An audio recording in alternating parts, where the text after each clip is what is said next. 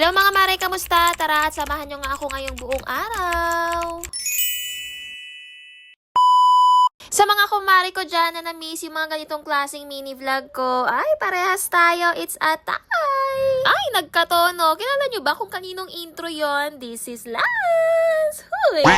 So ito na nga mga mare, nandito kami ngayon sa may monumento at meron kasi kami ditong chine-check na event place and magfo-food tasting nga kami. So bakit nga kami magfo-food tasting dito mga mare? Dahil kasi yung aking bunso ay malapit na yung kanyang 7th birthday and napagdesisyonan ko na nga na sa ibang lugar naman or sa event place nga gaganapin dahil yung aking panganay since nung 1st birthday and 7th birthday niya Jollibee ginanap. Itong bunso ko mga mare, pandemic baby to, kaya nung 1st birthday niya, ayun, sa bahay lang nag-celebrate. Kaya para din naman makabawi sa kanya mga mare, ito talagang pinaghandaan ko yung kanyang birthday. And nakahanap nga kami dito sa may monumento, dito sa may bandang STI, tabi lang siya. So ito yung upper deck event place. At dahil merong event ngayon, pinapunta na nga ako dito ni Miss Dayan, yung kausap ko dito sa events place, na mag-visit and makita nga yung design ng kanilang event ngayon, which is kasal. Pero hindi tayo pumunta dito para magsabi ng itigil ang kasal. In fairness, simple lang yung style and design ng kasal nila pero ang ganda pa rin tignan. So actually, meron na rin naman akong theme na naisip para sa bunso kong anak. Pero syempre, secret muna natin yan for today's video. Ano, wala nang excitement? Huy!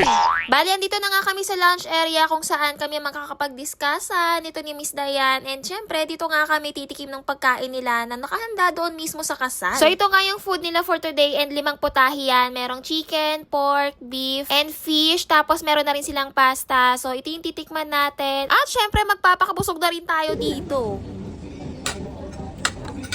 Kasi may decision. Baka mamaya hindi mo gusto. Syempre.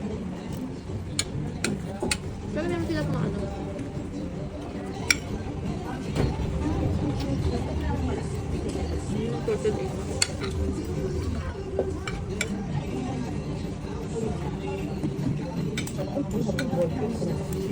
Hindi naman ganun kahirap mag-food tasting mga mare. Pero in fairness din naman, no, masasarap naman yung pagkain nila. Pero kailangan din talagang ayusin namin yung decision naming mag-asawa. Kasi, ano yun? Gusto namin kasi yung mas magugustuhan din ng mga bisita yung pagkain. So, abangan nyo na lang din kung ano yung mga napili naming foods. Pero yung natikman din talaga namin, masasarap siya. Pero hindi naman dahil sa gutom kami, masarap. Pero oo, masarap siya.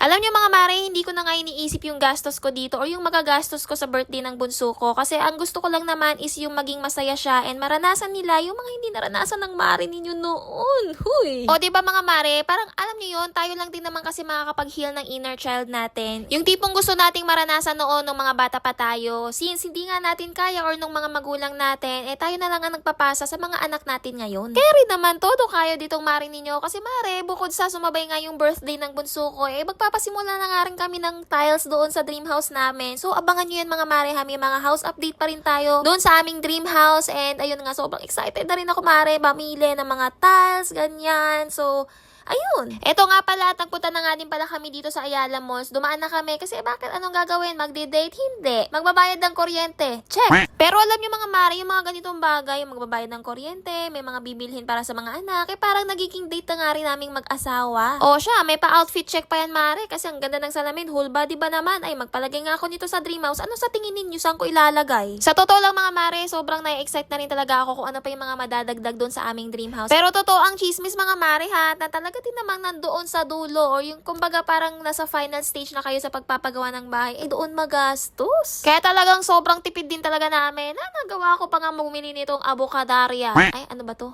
Avocado ice cream. Pero totoo nga, matipid nga kami ngayon. Tingnan ninyo, isa lang yung in-order ko, hati pa kami dyan ng asawa ko. O, diba? So, ganyan talaga kapag nagpapagawa ng bahay. Alam niyo yun, sobra talaga kayo magtitipid. At dadating sa point na isa lang ang orderin ninyo tapos maghahati na lang kayo mag-asawa. Katulad yan, mga mare, nagbayad pa nga kami ng kuryente dyan. Talagang magtitipid ka. Tapos syempre, hindi ko naman basta titipirin din yung sarili namin. Pagdating sa mga, alam yun, mga vitamins ng mga anak ko, gamot, ganyan. So, hindi dapat tinitipid yung mga ganong bagay. Pero alam niyo yung mga walang kabuluhan, mare, doon tayo magtipid. O siya mga mare, pauwi na rin kami nito ng hobby ko. And ayun lang muna for today's mini vlog. Bye!